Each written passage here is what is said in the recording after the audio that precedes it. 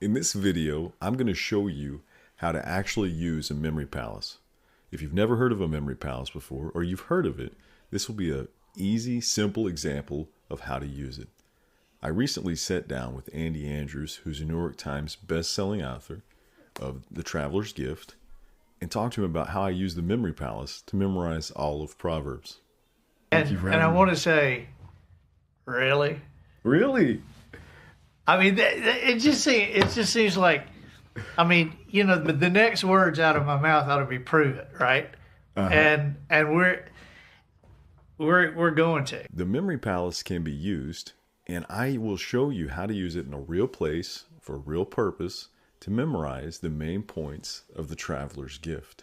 But I would say just sign up for that newsletter. Okay. Is where I'm going to share, if it's okay with you. I've got that Traveler's Gift. Yeah. I'm going to share that with that. The next couple of weeks, I'm going to share that graphic and just kind of explain it. And if you're interested in this, see that. You can't see it, but you can see it in the newsletter. I'll put a nice picture of it. But if you're in the studio or you go online, you can see the studio. That's how I saw this. Right. And I show the Traveler's Gift, the 7 decisions laid out in picture form. So, in this studio. Yeah. Okay, so we're in Wisdom Harbour Studio, and we're getting this loaded up. That's the actual studio 3D model. And how you do a memory palace is just think about imagining you're there, and we're going to make 7 locations. And these are locations where we'll place the 7 decisions. Now, let me get rid of this ruler there. There we go. Now I got off the screen.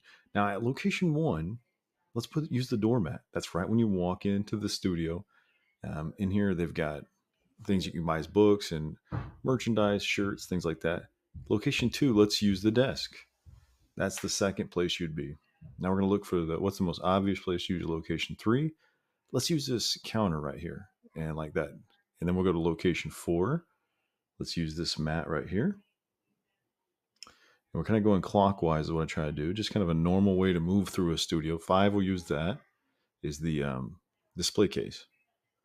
And then let's see, for 6 and 7, let's use inside the studio. That's where he records audio and podcasts as guests come on. So let's use 6. There's no guest chair in there, but let's use number 6 as the chair where the guest would sit. And then we can come back around here to get into the studio part there. Let's use location 7 as the chair where Andy Andrews sits. It's a cool desk, isn't it? It's got books on it. But those are the 7 locations that we'll use to memorize the Traveler's Gift.